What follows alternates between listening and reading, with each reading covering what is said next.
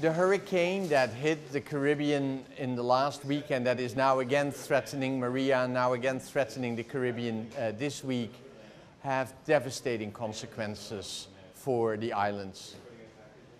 Whole islands have been wiped out and populations are struggling with an aftermath that is truly horrible. Our sympathy goes out to countries and islands that we've worked with over the last couple of years and that were on a transition path to a more sustainable future and now have to create a plan from scratch. If you start to think about rebuilding post these horrible storms, it is really a daunting effort and it is very, very broad. The energy sector is only a small part of the total rebuilding effort.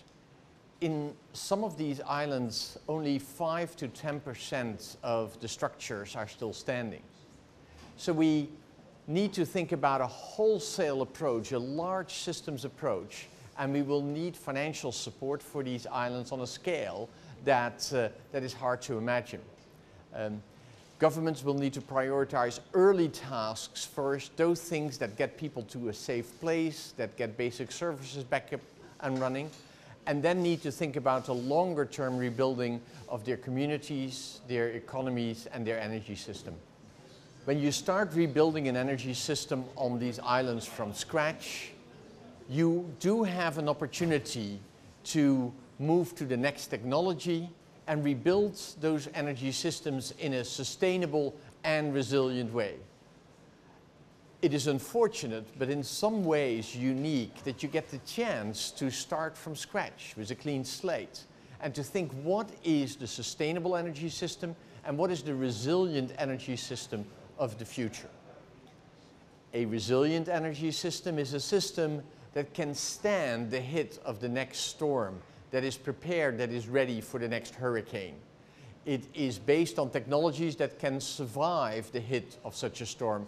In fact, it is interesting that the only structure remaining standing on Sir Richard Necker Island is the solar park. Resilient also means it is out of the way of the water and the floods that have hit a number of these islands.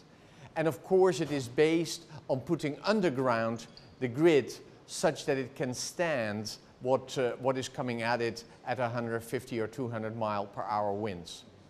Sustainable, on the other hand, means it is the energy system of the future that is no longer reliant on fossil fuels. So many of these islands have in the past built their electricity system on the basis of diesel power generation, and we have a chance now to build it with solar and with wind power and with geothermal energy in a way that is truly sustainable.